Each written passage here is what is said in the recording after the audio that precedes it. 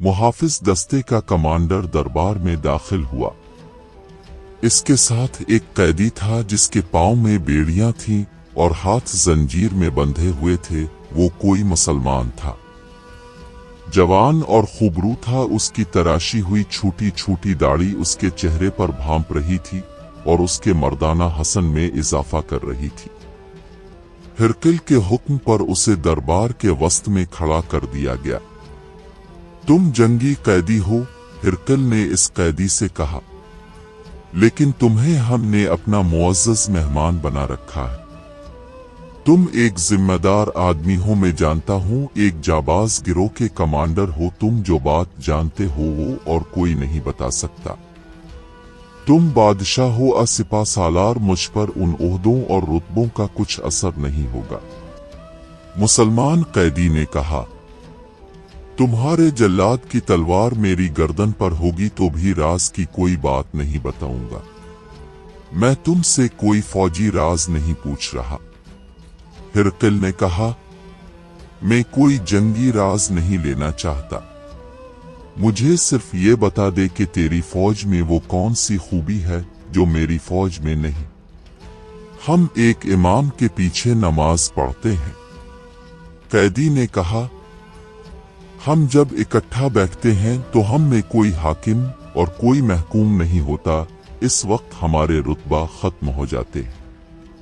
हमारे यहाँ कोई बादशाह नहीं और कोई रियाया नहीं। तेरी फौज की सबसे बड़ी खामी तेरा वजूद है। अगर तो अपने आप को सिपाही समझने लगे तो देख, तेरी कौम और तेरी फौज में वही ताकत पैदा होती है नहीं जो हम में। हम अल्लाह की खुशनूदी के लिए लड़ते हैं और तेरी फौज तेरी खुशनूदी के लिए लड़ती है। हिरकिल ने इन बातों के बाद इससे फिर फौजी राज मालूम करने शुरू कर दिए और पूछा कि तुम्हारे सिपा सालार का अगला प्लान क्या है। इस कैदी ने ऐसे किसी भी सवाल का जवाब देने से इनकार कर दिया। हिरकिल ने कहा, जब तक मेरे इन सवालों का जवाब नहीं दोगे तो कैद में ही पड़े रहोगे। हिरकिल ने हुक्म दिया, अभी उसे कोठरी में रहने दो। 2 रोज बाद इसे फिर पेश करना कैदी को दरबार से ले गए। अगली सुबह हिरकिल की एक जवान साल शहजादी घोड़े पर सवार कैद खाने में आई। कैद खाने के हाकिम को पता चला तो वो दौड़ता हुआ बाहर निकला और शहजादी के आगे झुक गया। शहजादी ने इस मुसलमानों कैदी का नाम लिया और कहा कि वो इसे अपने साथ ले जाने आई है और इसे हिरकिल के दरबार में पेश करना है। हाकिम शहजादी के साथ हो लिया और चाबियां लेकर मुसलमान कैदी की कोठरी तक पहुंचा। कोठरी खोलकर कैदी को बाहर निकाला और शहजादी के हवाले कर दिया। ये आज शहंशाह हिरकिल का मेहमान होगा। शहजादी ने कैद खाने के हाकिम से कहा, हुक्म है कि इसकी बेड़ियां और जंजीरें उतार दी जाएं। इसीलिए हिरकिल ने हुक्म भेजा है। हुक्म की फौरी तामील हुई। कैदी की बेड़ियां और जंजीरें उतार दी गईं। शहजादी उसे अपने साथ ले गई। खुद घोड़े पर सवार हुई और कैदी से कहा कि वो इसके साथ पैदल चले। वो कुछ दूर तक इसी तरह चलते गए। कुछ और आगे गए तो शहजादी ने घोड़ा रोक लिया। मेरे पीछे घोड़े पर सवार हो जाओ, शहजादी ने कैदी से कहा। आड़ लगाओ और घोड़े को खुला छोड़ दो, आगे तुम्हें अलग घोड़ा मिल जाएगा। कैदी बिला चूं चराहे शहजादी के पीछे घोड़े पर चढ़ बैठा और आड़ लगा दी। इससे आगे घना जंगल और पहाड़ी इलाका था। वो शहर से दूर निकल गए तो कैदी ने शहजादी से पूछा, कहाँ जाने का इरादा है? तुम मेरे साथ नहीं जा रहे, मैं तुम्हारे साथ जा रही हूँ, शहजादी ने कहा। मुझे अपनी फौज में ले चिल्लों में वापस आने के लिए नहीं जा रही, इसीलिए तुम्हें कैद खाने से निकलवा लाई हूँ। कैदी ने लगाम को हल्का सा झटका दिया। घोड़ा चल पड़ा। कैदी को अंदाजा नहीं था कि इसका लश्कर कहाँ होगा, इसलिए पकड़े जाने का खतरा अभी सर पर मौजूद था। उसने घोड़े की रफ्तार जरा तेज कर दी। चलते चलते इस दिन की शाम होने को आ गई। इस शहजादी का नाम शारेना था।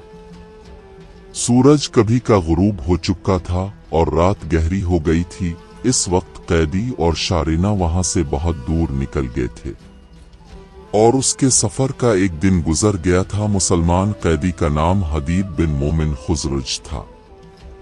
खुजरुज अरब का एक बड़ा ही मशहूर कबीला था। कैद खाने से कुछ दूर आगे सतह मुर्तफा इलाका शुरू हो गया था। छोटे बड़े नसीब थे और कहीं कहीं जमीन ऊपर को उभरी हुई थी और इससे आगे बाकायदा टिकरे आगे दरख्त भी थे और झाड़ियां भी, और वहां कोई बाकायदा रास्ता नहीं था, कोई पगडंडी नहीं थी और साफ पता चलता था कि उधर से मुसाफिर कम ही गुजरते। जरा और आगे गए तो एक आदमी नजर आया जिसके साथ एक घोड़ा खड़ा था। इस आदमी ने घोड़े की बाग पकड़ रखी थी। शारीना ने इसके करीब जाकर घोड़ा रोक लिया। वो कोई उधेड़ उम्र आदमी था। शारीना अपने घोड़े से उतर रही थी और वो घोड़े को और करीब ले आया। तुम इस घोड़े पर सवार हो जाओ, शारीना ने हदीद से कहा। हदीद इसके घोड़े पर सवार हो गया। हदीद ने सवार हैकर शारीना की तरफ देखा। शारीना अभी अपने घोड़े पर सवार नहीं हुई थी। उधेड़ उम्र आदमी उसकी तज़ीम में इतना झक गया था कि रुकू की हालत में चला गया। शारीना आखिर शहजादी थी और यह शख्स उसका नौकर असाइस था। इसके अलावा इस नौकर को तवक्को होगी कि शहजादी उसको इनाम देगी। शारीना ने इसे इनाम ये दिया कि वो अभी रुकू से उठा नहीं था कि शारीना ने बड़ी तेजी से अपने कपड़ों के अंदर हाथ डालकर खंजर निकाला और खंजर बुलंद करके बड़ी जोर से खंजर इस आदमी के पेट में घोंप दिया। बदकिस्मत आदमी सीधा ना हो सका और एक पहलू पर जमीन पर गिर पड़ा। शारीना उसके पास खड़ी देखती रही। मौत ने अपना काम बड़ी तेजी से मुकम्मल कर लिया। शारीना ने खून आलूद खंजर लाश पर झककर उसके कपड़ों पर साफ किया और नियाम में डाल दिया। इस आदमी ने कमर के साथ चमड़े की पट्टी से तलवार बांध रखी थी। शारीना ने पट्टी खोलकर तलवार और पट्टी खींची और फिर हदीद को देखकर कहा कि ये अपनी कमर से बांध लो, अब तुम नहत्ते नहीं रहोगे। इसे किस गुनाह की सजा दी है? हदीद ने पूछा। यहाँ रुकना नहीं है, शारीना ने कहा, अभी हम खतरे में हैं। वो घोड़े पर सवार हो गई और लगाम को झटका दिया। घोड़ा चल पड़ा तो वो बोली, ये शख्स हमारे लिए बहुत बड़ा खतरा बन सकता था। ये मेरी माँ की खुशनुदी और इनाम हासिल करने के लिए इसे बता देता कि मैं एक आदमी के साथ फलां तरफ निकल गई हूँ। आगे ऐसा इलाका आ रहा है जहाँ घोड़े ठीक तरह दौड़ नहीं सकेंगे, ना उन्हें दौड़ाना है।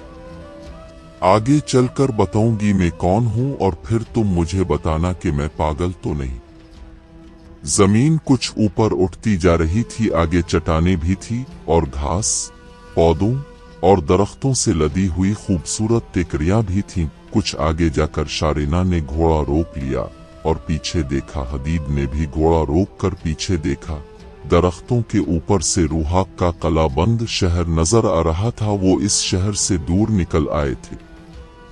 उन्होंने घोड़े मोड़े और अपने सफर पर चल दिए, लेकिन अभी दोनों को मालूम नहीं था कि उनकी मंजिल कहाँ है। शारीना ने कहा, अब तुम मेरे रहनुमा हो। शारीना ने कहा, यह अंदाजा कर लो कि तुम कहाँ से पकड़े गए थे और तुम्हारी फौज कहाँ होगी। अब मुझे अपनी मलकियत समझो, कैदी समझो। हम सफर, मेरी जिंदगी का सफर तुम्हारे साथ गुजरेगा। वो अब चट्टानों और ऊंची नीची टेकरियों के इलाके में दाखिल हो चुके थे। वहां कोई सीधा रास्ता नहीं था। हदीद वैसे ही अंदाजे पर जा रहा था। मेरी माँ को तुमने नहीं देखा, शीरीना ने कहा। बहुत ही खूबसूरत औरत है, मैं उसकी वाहिद औलादा हूँ। वो नस्लन किसी शाही खानदान की नहीं, अरब के किसी अमीर ताजिर खानदान की बेटी थी। तुम जानते हो ताजिर तिजारत के मामले में मुल्क मुल्क फिरते रहते हैं और काफिले के साथ सफर करते हैं। मेरी माँ की उम्र 16-17 साल थी जब एक बार उसके बाप ने कहा कि वो तिजारत के लिए मिस्र जा रहा है और सबको साथ ले जाएगा। इस तरह वो अपने पूरे कुंबे को साथ ले गया, जिनमें मेरी माँ भी थी। बहुत बड़ा काफिला था और इस काफिले में ज्यादा तादाद ताजिरों की थी। इस काफिले के साथ दौलत भी बहुत जा रही थी और मुख्तलिफ किस्म के तिजारती माल का तो कुछ शुमार न था। सहराई कज़ाकों को इस काफिले की खबर हो गई। कुछ दिनों बाद ये काफिला शाम में दाखिल हुआ तो एक जगह कज़ाकों ने इसे रोक लिया। तुम जानते हो कज़ाक काफिलों को कैसे लूटते हैं। माँ बताती है कि कज़ाक कोई थोड़े तो नहीं थे, यूं पता चलता था जैसे आसमान से गधों के गोलों और जमीन से सैकड़ों भेड़ियों ने हमला कर दिया हो। मेरी माँ नौजवान भी थी और खूबसूरत इतनी कि इस पर लगी हुई नजर हटती नहीं थी। एक कज़ाक ने मेरी माँ को उठा लिया। वो दिन और आज का दिन मेरी माँ को मालूम नहीं हो सका कि इसके माँ बाप और भाइयों का क्या अंजाम हुआ था। कज़ाक माँ को अगवा करके ले गए। मेरी माँ कोई आम सी लड़की होती तो खुली मंडी में फरोख्त हो जाती, लेकिन वो उमरा की भी नहीं बल्कि बादशाहों की पसंद की चीज थी। उस वक्त मिस्र और शाम पर रोमियों की हुकूमत थी और बादशाह फोकास था जो अपने आप को खुदा समझता था और लोग उसके आगे सजदे करते थे। कज़ाकों ने इस तक रसाई हासिल करके मेरी माँ की झलक इसे दिखाई तो वो जैसे मेरी माँ पर मर ही मिटा हो। आखिर बादशाह था, मुन्ह मांगे दाम देकर इसने मेरी माँ को खरीद लिया। बादशाह शादी के झंझट में पड़ने की जरूरत महसूस नहीं किया करते। उन्हें जो लड़की अच्छी लगती है इसे आर्जी या मुस्तकिल दाश्ता बनाकर अपने महल में रख लेते हैं। मेरी माँ के हसन और नौजवानी से शाह फोकास ऐसा मुतासिर हुआ कि इसने मेरी माँ के साथ बाकायदा शादी कर ली।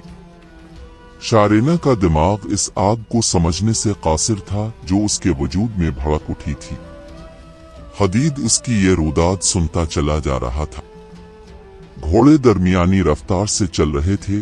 सूरज अपना सफर पूरा कर रहा था और उफुक के करीब जा पहुंचा था। हरी भरी टेकरियां एक दूसरे से दूर जा रही थी। हदीद ने अपने जहन में अंतिकिये की समत रखी हुई थी। हर 40-50 कदमों पर टेकरियां घोड़ों का रुख मोड़ देती थीं, लेकिन हदीद अपने जहन से सही समत को निकलने नहीं दे रहा था। शारेना रवानी से बोलती चली जा रही थी। इसकी आवाज में जलतरंग जैसे साज का तरन्नुम भी था और जज्बात का सोज भी। लेकिन जब वो इस आग का तजुर्बा करने लगी जो इसके वजूद में भड़की थी तो उसकी जबान रुकने लगी। शारेना बड़ी हुसैन और नौजवान शहजादी थी। शारेना हदीद को अपनी खुशबख्ती की जो दास्तान सुना रही थी वो दरअसल इस पूरे खित्ते की दास्तान थी। वो खित्ता जिसे आज इराक और शाम कहा जाता है। शारेना और हदीद के घोड़े अपनी चाल से चले जा रहे थे। दोपहर के वक्त उन्होंने एक जगह बैठकर कुछ आराम किया और घोड़ों को खुला छोड़ दिया कि वो कुछ खा पी ले। शारेना अपने साथ खाने पीने का सामान ले आई थी। दोनों ने खाना खा लिया और फिर चल पड़े। सूरज उफुक पर पहुंच गया था और अब इन दोनों को कहीं रुककर रात बसर करनी थी। कुछ और आगे गए तो हदीद ने घोड़ा रोक लिया और शारेना के कंधे पर हाथ रखा। शारेना ने भी घोड़ा रोक लिया। हदीद ने कान खड़े कर लिए थे। इसने शारेना से कहा कि उसे घोड़े की हनानाने की आवाज सुनाई दी है और शायद कुछ आदमी बातें भी कर रहे। जिस तरफ से ये आवाजें आई थीं हदीद और शारेना ने इस तरफ देखा। इस तरह छोटी छोटी टेकरियां थीं जो इतनी ऊंची नहीं थी कि किसी आदमी को पूरी तरह अपने पीछे छुपा सकती। हरी घास ऊंची थी और जंगली पौधे वगैरह भी थे। तकरीबन 300 कदम दूर हदीद और शारेना को 3 आदमियों के कंधे और सर नजर आए। वो घोड़ों पर सवार थे और घोड़ों के कान नजर आ रहे थे। सूरज अभी गुरूब हो रहा था। अभी इतनी रोशनी मौजूद थी कि इतनी दौर से आदमी देखे और पहचाने जा सकते थे। हदीद और शारेना ने बड़ी तेजी से अपने घोड़े एक तरफ को मोड़ लिए और करीबी टिकरी के पीछे चले गए ताकि वो 3 आदमी उन्हें न देख सके। उन्हें तवक्को यही थी कि उन सवारों ने उन्हें नहीं देखा। वो एक बुलंद टिकरी के ओट में हो गए थे और घोड़ों की रफ्तार जरा तेज कर ली थी। इन तीनों सवारों का रुख मशरिक की तरफ था और हदीद शारेना मगरिब की तरफ जा रहे थे। उनकी सिमतें एक दूसरे से उलट थी। अभी वो 1 मील भी दूर नहीं गए होंगे कि उन्हें एक बड़ी ही खूबसूरत जगह नजर आए। वहां शफाफ पानी का चश्मा था और ये पानी चंद गज लंबे चौड़े तालाब की सूरत में इकट्ठा हो गया था और एक तरफ से बह रहा था।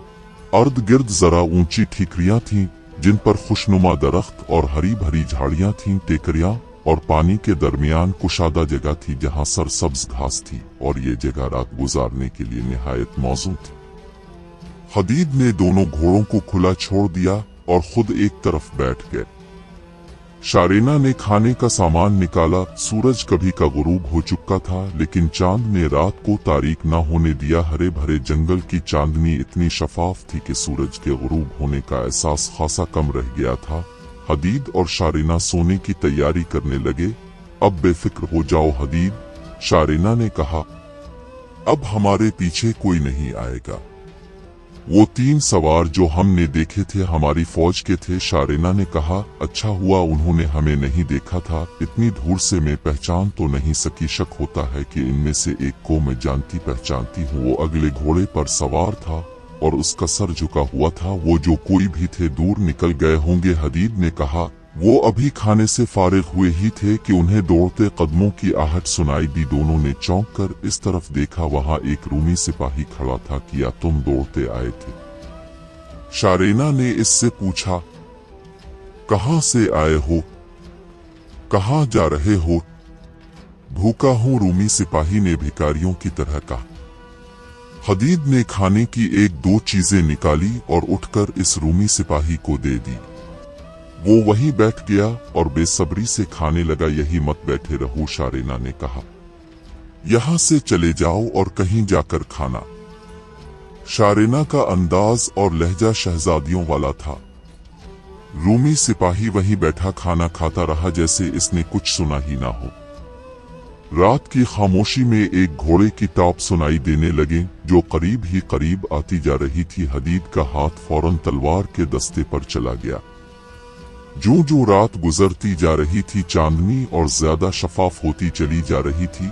जिस तरफ से घोड़े की टाप आगे बढ़ रहे थे, इस तरफ 2 छोटी ठिकरियों के सिरे आपस में मिलते थे, लेकिन उनके दरमियान रास्ता था। एक रूमी सिपाही इस रास्ते पर नमूदार हुआ। इसने एक घोड़े की बाग पकड़ी हुई थी और घोड़े पर एक आदमी सवार था। उन्हें देखकर वो रूमी सिपाही जो शारेना का दिया हुआ खाना खा रहा था, उठ खड़ा हुआ और गेवर सवार की तरफ चल पड़ा। वो तो झुका झुका मरियल सा आदमी था और लगता था जैसे वो वाकई भूख से मरा जा रहा है। लेकिन वो जब उठकर सवार की तरफ गया तो उसकी चाल में तेजी भी थी और मुस्तैदी भी। हदीद तलवार हाथ में लिए उठ खड़ा हुआ, लेकिन उसने आगे एक कदम भी ना उठाया।